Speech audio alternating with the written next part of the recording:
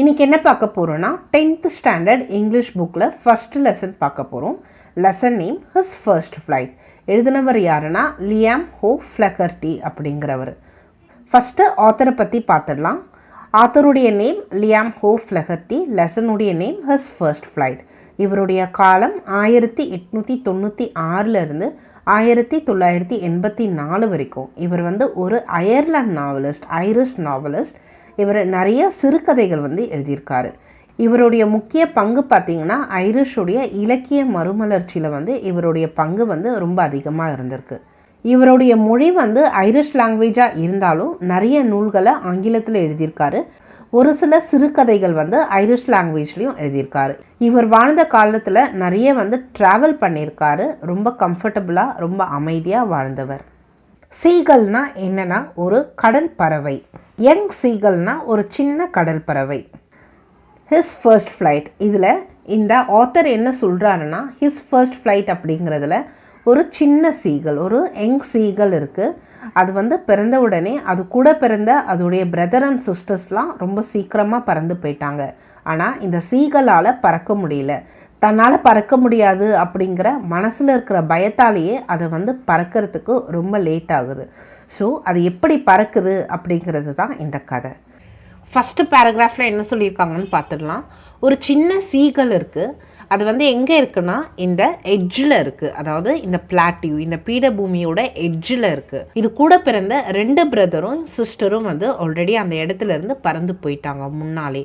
ஆனால் நம்ம சீகலால் பறக்க முடியல. எதனால் அப்படின்னு பார்த்தீங்கன்னா பயத்தினால பறக்க முடியல. சரி, எப்படியாவது பறந்து போயிடலாம் அப்படின்னு சொல்லிட்டு மெதுவாக நடந்து அந்த லெட்ஜுக்கு வருது, பறக்க ட்ரை பண்ணுது. ஆனால் பறக்க பயமாக இருக்குது.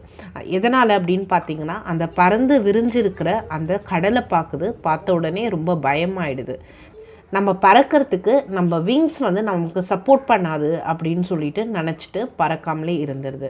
உடனே என்ன பண்ணுது, அந்த சின்ன சீகல் தலையை கீழே குனிஞ்சுக்கிட்டு திரும்ப மெதுவாக நடந்து எங்கே போகுதுன்னா அன்றைக்கி முன்னாள் நைட்டு எங்கே தூங்குச்சோ அந்த ஓட்டைக்கே போய் தூங்குது, அந்த ஹோல்ஸ்க்கே போகுது. ஃபஸ்ட்டு பேராகிராஃப் பார்த்துடலாம். The young seagull was alone on his ledge. லெட்ஜுனா என்னென்னா அந்த பிளாட்டியூவில் இருக்கிற அந்த கடைசி பகுதியை தான் லெட்ஜ் அப்படிங்கிறாங்க. இங்கே ட்ரையாங்கிள் முக்கோணம் மாதிரி இருக்கு இல்லையா, அந்த கடலுக்கு முன்னாடி இதை தான் லெட்ஜ் அப்படிங்கிறாங்க. His 2 brothers and his sister had already flown away the day before.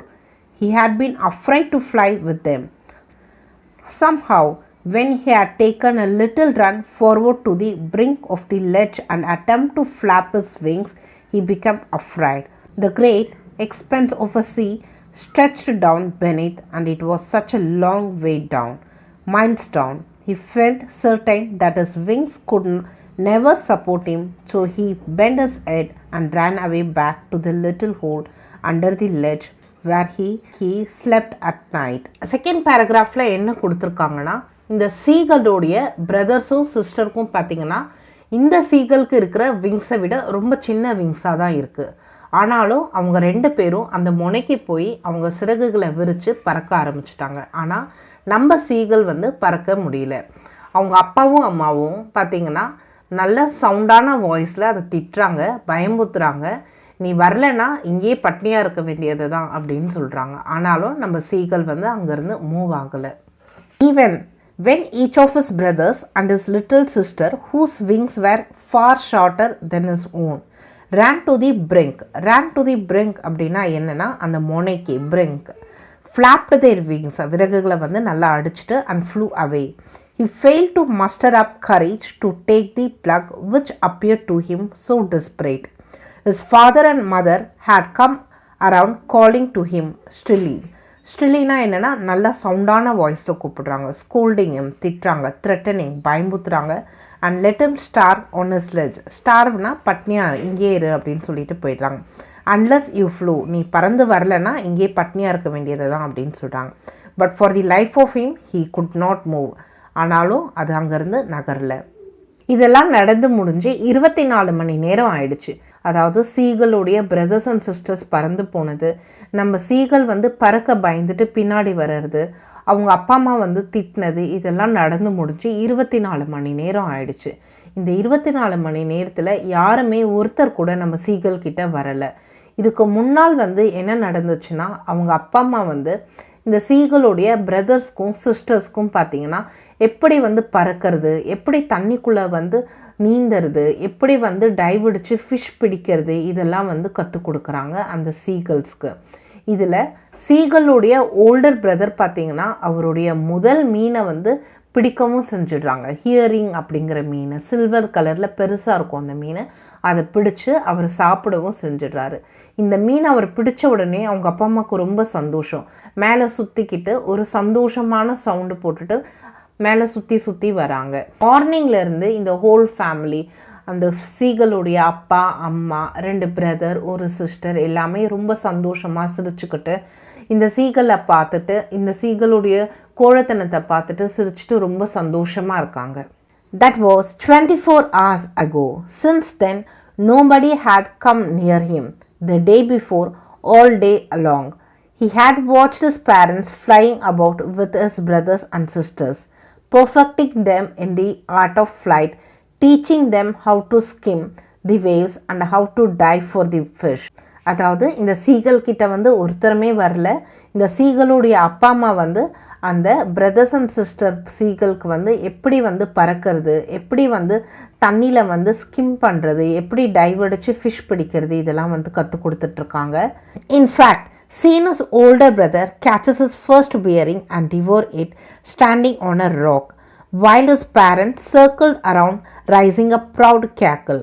சீகளுடைய brother பார்த்தீங்கன்னா அதோடைய முதல் ஃபிஷ்ஷை வந்து பிடிச்சு சாப்பிடவும் ஆரம்பிச்சிட்டாரு. ஹியரிங் அப்படிங்கிறது ஒரு வகையான மீன், சில்வர் கலரில் நீட்டாக இருக்கும். டிவோர் அப்படிங்கிறதுனா ரொம்ப இன்ட்ரெஸ்டிங்காக எதையும் மிச்சம் வைக்காமல் சாப்பிட்றது. எது மேலே நின்று சாப்பிட்றாங்க? ராக் மேலே நின்றுக்கிட்டு. இதை பார்த்து அவங்க பேரண்ட்ஸ்க்கு ரொம்ப சந்தோஷம். Circle around rising a proud cackle, அதாவது அதை சுற்றி வந்து ஒரு சந்தோஷமான வந்து ஒரு ஒலி எழுப்பிட்டுருக்காங்க அவங்க parents.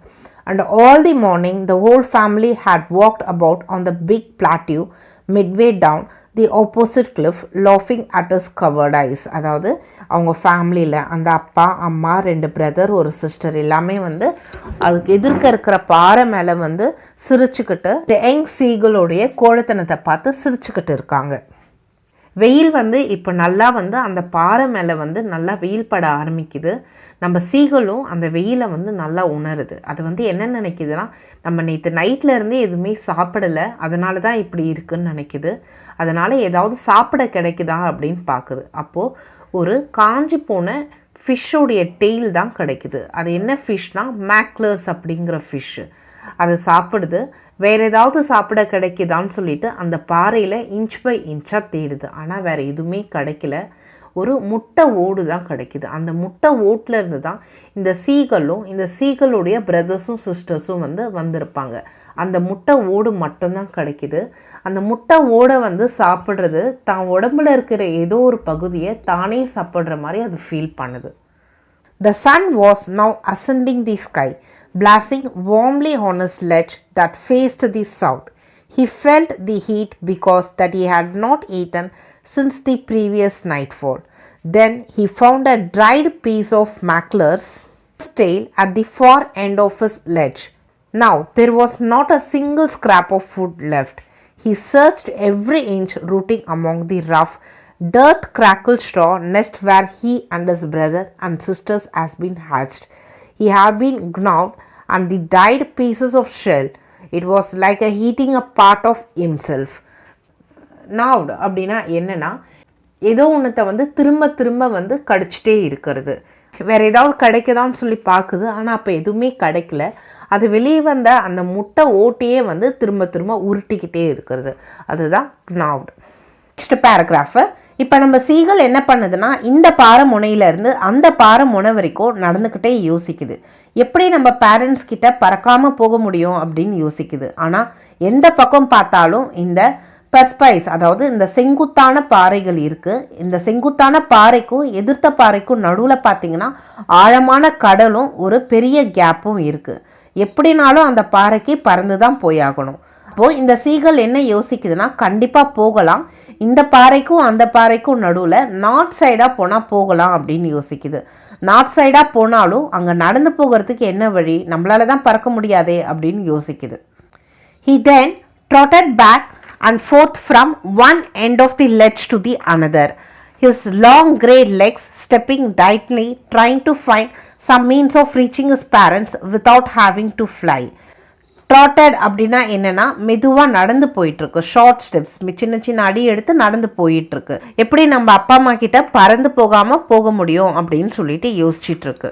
But on each side of him the ledge ended with a sheer fall of precipice, அதாவது செங்குத்தான பாறை எந்த பக்கம் பார்த்தாலும் இருக்கு, with a sea beneath, and between him and his parents there was a deep and wide crack. Surely he could reach them without flying if he could only move northwards along with the cliff face. But then, and what he could walk, there was no ledge, and he was not a fly, and above him he could see nothing.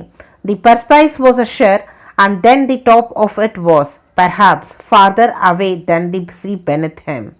இப்போ அடுத்து நம்ம seagull என்ன பண்ணுதுன்னா மெதுவாக அந்த பாறையோட முனைக்கு வருது, வந்து ஒரு காலில் வந்து நிற்குது, இன்னொரு காலை வந்து அதோடைய விங்ஸ்குள்ளார அதோடைய ரக்கைக்குள்ளார மறைச்சி வச்சுக்கிட்டு ஒரு கண்ணை மூடிக்கிட்டு இன்னொரு கண்ணை மூட ட்ரை பண்ணிவிட்டு அப்படியே தூங்கிக்கிட்டே கீழே விழுற மாதிரி நடிக்க ஆரம்பிக்குது, ப்ரெட்டண்டர் நடிக்க ஆரம்பிக்குது. ஆனால் இதை யாராவது பார்ப்பாங்களா அப்படின்னு சொல்லிட்டு திரும்ப பார்க்குது அவங்க ஃபேமிலி மெம்பர்ஸு. ஆனால் யாருமே இதை கவனிக்கலை.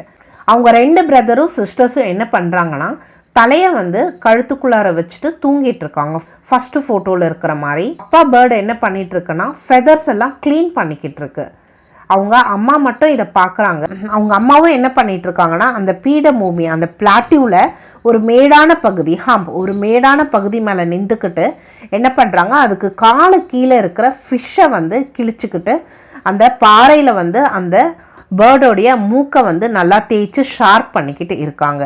இந்த ஃபுட்டை வந்து அவங்க அம்மா கிழிச்சுக்கிட்டு அந்த ஷார்ப் பண்ணிகிட்டு இருக்கிறத பார்த்த உடனே நம்ம சீகலுக்கு வந்து ரொம்ப அப்படியே பைத்தியம் பிடிக்கிற மாதிரி ஆகுது. மெதுவாக என்ன பண்ணுது, ஒரு ஒலி எழுப்புது, கேக்கிள், லோ கேக்கிள். உடனே அவங்க அம்மாவும் என்ன பண்ணுறாங்க, அதே மாதிரி ஒரு சவுண்ட் எழுப்பி அந்த சீகலில் பார்க்குறாங்க.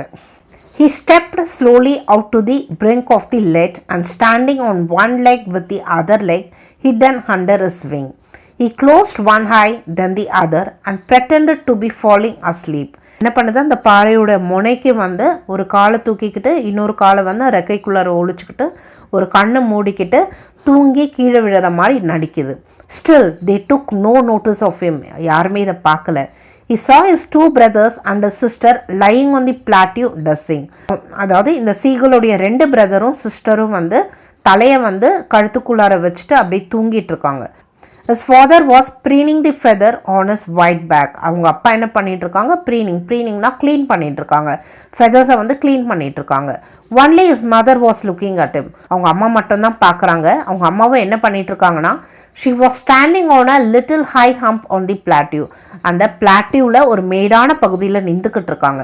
her white breast thrust forward, அதாவது அவங்க கழுத்து வந்து அப்படியே நீண்டுக்கிட்டு இருக்கு.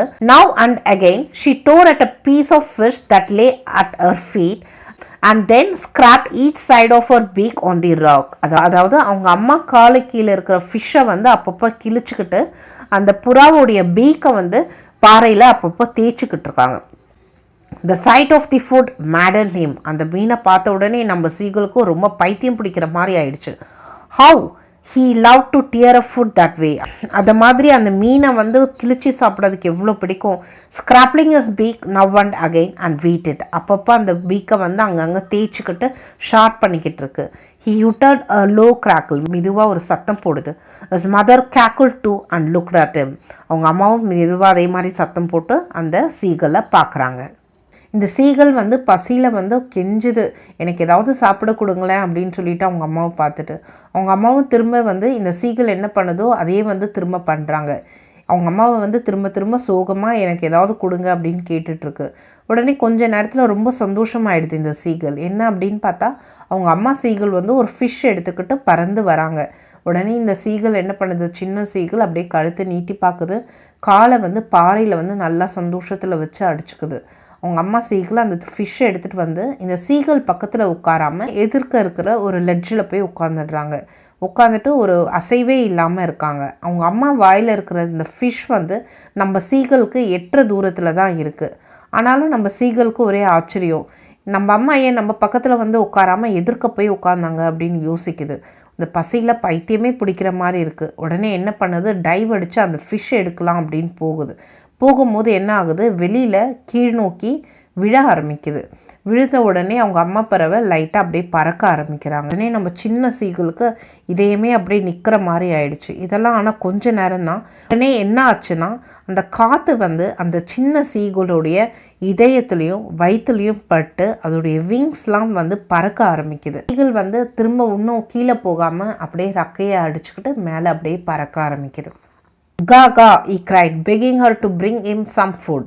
மதர் வந்து அதே மாதிரி திரும்ப மார்க் பண்ணுறாங்க. அது எப்படி வந்து சாப்பாடு கொடுங்க அப்படின்னு கெஞ்சுதோ அந்த அம்மா பறவையும் அப்படியே வந்து திரும்ப வந்து மார்க் பண்ணுது. But he kept calling plaintively. திரும்ப சோகமாக கேட்டுக்கிட்டே இருக்கு. And after a minute or so he uttered a joy scream. His mother had picked up a piece of fish and was flying across to him with it. உடனே வந்து திரும்ப சோகமாக கேட்டுகிட்டே இருக்குது. இதெல்லாம் ஆனால் கொஞ்ச நேரம் தான். கொஞ்ச நேரத்தில் ரொம்ப சந்தோஷமாயிடுது. ஏன்னா அவங்க அம்மா பறவை வந்து ஒரு பீஸ் ஆஃப் ஃபிஷ் எடுத்துகிட்டு அப்படியே பறந்து வராங்க. He leaned out eagerly, tapping the rock with his feet, trying to get nearer to her, and she flew across. அதாவது அதை பார்த்து அப்படியே கழுத்தை நீட்டுது, காலை வந்து பாறையில் அடிச்சுக்கிட்டே இருக்குது. அவங்க அம்மா பறவை வந்து அப்படியே கிட்ட பறந்து வராங்க.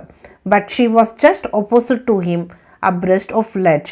She halted, her legs hanging limbs, her wings motionless. ஆனால் அவங்க அம்மா பறவை வந்து எதிர்க்க போய் உட்காந்துக்கிட்டு எந்த ஒரு அசைவுமே இல்லாமல் இருக்காங்க. The piece of fish in her beak almost within the reach of his beak. அவங்க அம்மா வாயில் இருக்கிற அந்த மீன் வந்து நம்ம யங் சீகளுக்கு எட்டு தூரத்தில் தான் இருக்குது. He waited a moment in surprise, wondering why she did not come nearer, and then maddened by hunger, he dived at the fish. கொஞ்ச நேரம் வெயிட் பண்ணுது. ஏன் நம்ம பக்கத்தில் வந்து உட்காராமல் எதிர்க்க போய் உட்காந்துக்கிட்டாங்க அப்படின்னு யோசிக்குது. பசியில் அதுக்கு பைத்தியமே பிடிக்கிற மாதிரி ஆயிடுச்சு. உடனே என்ன பண்ணுது, டைவ் அடித்து அந்த ஃபிஷ்ஷை பிடிக்கிறதுக்கு போகுது. With a loud scream he fell outwards and downwards into a space. His mother had snooped upwards as he was past the beneath her. He heard the swish of her wings. ஃபிஷ்ஷை பிடிக்கிறதுக்கு போது உடனே கீழே வந்து வெளியே நோக்கி கீழே விழுற மாதிரி ஒரு சவுண்டு வருது. அவங்க அம்மா பறவை வந்து லைட்டாக அப்படியே பறக்க ஆரம்பிக்குது. His monstrous terror seized him and his heart stood still. அப்படியே ஒரு நிமிஷம் அந்த யங் சீகளுடைய ஹார்ட் வந்து நின்றுச்சு. He could not hear nothing. எதுவுமே கேட்கல. But it was lasted a moment. The next moment he felt his wings spread outwards. The wind rushed against his breast further than the under his stomach and against his wing. He could feel the tips of the wings cutting through the air. இதெல்லாம் வந்து கொஞ்ச நேரம் தான். காற்று வந்து அதோடைய இதயத்தில் பட்டு வயிற்றில் பட்டு அதோடைய விங்ஸ் வந்து பறக்க ஆரம்பிக்கிறது அது உணருது. He was not falling headlong now. He was soaring gradually downwards and outwards. He was no longer afraid. He just felt dizzy. Then he flapped his wing once and soared upwards. இப்போ வந்து அதுக்கு எந்த ஒரு பயமும் இல்லை. லைட்டாக அப்படியே மயக்க வர மாதிரி இருக்குது, அவ்வளோதான். இப்போ வந்து அதோடைய விங்ஸ் எல்லாம் நல்லா அடிச்சுக்கிட்டு அப்படியே மெதுவாக மேலே பறக்க ஆரம்பிக்குது. நம்ம சீகல் வந்து ரொம்ப சந்தோஷமாக ஒரு சத்தத்தோடு அதை சிறகுகளை அடிச்சுட்டு மேலே பறந்து போயிட்டே இருக்குது. அவங்க அம்மா பறவையும் அதை சிறகுகளை வந்து நல்லா சத்தமாக அடிச்சுக்கிட்டு நம்ம சீகளோட மேலே போயிட்டே இருக்காங்க. நம்ம சீகல் வந்து அவங்க அம்மா பறவைக்கு திரும்ப வந்து அதை சிறகுகளை வந்து அடித்து ஆன்சர் பண்ணுது. அவங்க அப்பா பறவையும் அதே மாதிரி மேலே போயிட்டே இருக்காங்க சத்தம் போட்டுக்கிட்டு. நம்ம சீகளுடைய 2 சிஸ்டர்ஸும் பிரதரும் வந்து அதே மாதிரி மேலே பறந்துட்டு போயிட்டே இருக்காங்க. டைவ் அடிக்கிறாங்க, நல்லா சத்தம் போடுறாங்க. ரொம்ப சந்தோஷமாக எல்லோரும் பறந்து போயிட்டே இருக்காங்க. நம்ம சீகள் இப்போது நம்மளால் பறக்க முடியாது அப்படிங்கிறத சுத்தமாக மறந்தே போயிடுச்சு. ரொம்ப சந்தோஷமாக மேலே வந்து பறந்து போயிட்டு ஒரு சத்தத்தோடு பறந்து போயிட்டே இருக்கு. He uttered a joyful scream. ரொம்ப சந்தோஷமான ஒலி எழுப்புது. And flapped them again. He soared high. நல்லா மேலே பறந்து போகுது. He raised his breast and backed against the wind. His mother swooped past him, her wings making a loud noise. அவங்க அம்மாவும் வந்து இது கூடவே மேலே நல்லா பறந்து போகிறாங்க அந்த ரக்கைகளோட ஓசையோட. He answered her with another scream. நம்ம சீகல் என்ன பண்ணுது, திரும்ப வந்து அதோட ரெக்கைகளை அடித்து அவங்க அம்மாவுக்கு திரும்ப ஆன்சர் பண்ணுது. Then his father flew over screaming. Then he saw his 2 brothers and sisters flying around him, soaring and diving. அவங்க அப்பாவும் வந்து மேலே வந்து சத்தம் போட்டுட்டு பறந்து போயிட்டே இருக்காங்க. நம்ம சீகளுடைய 2 பிரதரும் சிஸ்டரும் வந்து டைவ் அடிச்சுட்டு சத்தம் போட்டுட்டு பின்னாடியே போகிறாங்க.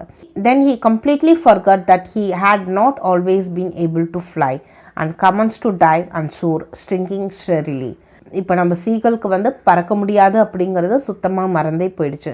ரொம்ப சந்தோஷமாக டைவ் அடிச்சுட்டு ஒரு சத்தம் போட்டுக்கிட்டு மேலே நல்லா சந்தோஷமாக பறந்து போயிட்டே இருக்கு. நம்ம சீகல் இப்போ கடல்கிட்ட அப்படியே மேலே பறந்து போயிட்டுருக்கு. அந்த சீகல் என்ன பண்ணுது, அதுக்கு பின்னாடியும் திரும்பி பார்த்துக்குது. அவங்க அப்பா அம்மா, அவங்க பிரதர்ஸ் அண்ட் சிஸ்டர்ஸ் எல்லாம் அப்படியே பின்னாடியே வராங்க. நம்ம சீகல் பறந்துகிட்டே இருக்குது. நம்ம சீகல் எங்கே பறக்குதோ அதுக்கு நேர் எதிராக இருக்கிற ஒரு க்ரீன் ஃப்ளோர், ஒரு தளத்தில் வந்து இவங்க எல்லாரும் உட்காந்துடுறாங்க. அவங்க அப்பா அம்மா, அவங்களுடைய பிரதர் அண்ட் சிஸ்டர்ஸ் எல்லாருமே அங்கே உட்காந்துடுறாங்க. சீகளுடைய கால் இப்போது தண்ணிக்குள்ளார போகுது. எழுந்துக்கலாம் அப்படின்னு ட்ரை பண்ணும்போது இவ்வளோ நேரம் அது மேலே பறந்துக்கிட்டு டைவ் அடிச்சதில் அதோடைய எனர்ஜி எல்லாம் போயிடுச்சு. நெக்ஸ்ட் அதுக்கு ரொம்ப பசி வேறு, அதோடைய எனர்ஜி எல்லாம் போயிடுச்சு. உடனே என்ன பண்ணுது, அதோடைய வயிறு பகுதியை வந்து அந்த தண்ணிக்குள்ளார வச்சு அப்படியே மிதக்க ஆரம்பிக்குது. அவங்க அப்பா அம்மா, பிரதர்ஸ் அண்ட் சிஸ்டர்ஸ்லாம் என்ன பண்ணுறாங்க, இது ரொம்ப ஊக்கப்படுத்துகிறாங்க, ரொம்ப பாராட்டுறாங்க. உடனே இதுக்கு சாப்பிட்றதுக்கு ஒரு டாக் ஃபிஷ்ஷும் கொடுக்குறாங்க. இப்படி தான் நம்ம சீகல் வந்து முதல்ல பறக்க ஆரம்பிச்சிது. He was near the sea now, flying straight over it, facing out over the sea. அதாவது கடல் கிட்டே இருக்குது, கடலை நோக்கி அப்படியே பறந்துக்கிட்டே இருக்குது. He saw a vast green sea beneath him with a little ridge moving over it. அதாவது கீழே வந்து பறந்து விரிஞ்சிருக்கிற கடலை பார்க்குது. He turned his beak sideway and crowed amusedly. பின்னாடி திரும்பி அதையும் பார்த்துக்குது. His parents and brothers, sisters had landed on a green floor in front of him. நம்ம சீகலுக்கு முன்னாடி இருக்கிற ஒரு தளத்தில் வந்து அதோடைய பேரண்ட்ஸு, பிரதர்ஸ் அண்ட் சிஸ்டர்ஸ்லாம் அங்கே லேண்ட் ஆகுறாங்க. There was beckoning to him. Beckoning அப்படின்னா ரொம்ப வந்து ஊக்கப்படுத்துறது. காலிங் ஸ்ட்ரெலி, ரொம்ப சத்தம் போட்டு இதை வந்து ரொம்ப ஊக்கப்படுத்திக்கிட்டு இருக்காங்க. He dropped his leg to stand on the green sea. அந்த க்ரீன் சீ மேலே நிற்கிறதுக்கு ட்ரை பண்ணுது. His leg sank into it. ஆனால் அதோடைய கால் வந்து முழுகிடுது. He screamed with fright and attempt to rise again, flapping his wings. ரொம்ப பயந்து மேலே அப்படியே எழுந்துக்க ட்ரை பண்ணுது. But he was tired and weak with hunger and he could not rise, exhausted by strange exercise. அது வந்து அப்படியே எழுந்துக்க ட்ரை பண்ணுது, ஆனால் அதால் எழுந்துக்க முடியல. ரொம்ப வீக்காக இருக்குது, ரொம்ப பசியோடு இருக்குது. இவ்வளோ நேரம் டைவ் அடித்து பறந்ததில் அதோடைய எனர்ஜி எல்லாம் போயிடுச்சு. His feet sank into the green sea and then his belly touched it and sank no farther. He was floating on it. அதோடைய கால் வந்து அப்படியே தண்ணியில் முழுகி, அதோடைய வயிறு பகுதியை வந்து அப்படியே தண்ணியில் முழுகி அப்படியே மிதக்க ஆரம்பிக்குது. And around him his family were screaming, praising him, and their beaks were offering him scraps of dog fish. அவங்க சுற்றி இருக்கிற ஃபேமிலி மெம்பர்ஸ்லாம் இது ரொம்ப ஊக்கப்படுத்தி ஒரு டாக் ஃபிஷ்ஷும் சாப்பிட கொடுக்குறாங்க. He had made his first flight. இப்படி தான் நம்மளுடைய சீகல் வந்து முதல்ல பறக்க ஆரம்பிச்சது. இதோடைய நம்மளுடைய லெசன் வந்து முடிஞ்சிடுது. His first flight எழுதினவர் லியாம் ஹோ ஃப்ளக்கர்ட்டி. தேங்க்யூ ஃபார் வாட்சிங் திஸ் வீடியோ. உங்களுக்கு இந்த வீடியோ பிடிச்சிருந்தா லைக் பண்ணுங்கள், சப்ஸ்கிரைப் பண்ணுங்கள், உங்கள் ஃப்ரெண்ட்ஸ்க்கும் ஷேர் பண்ணுங்கள். தேங்க்யூ.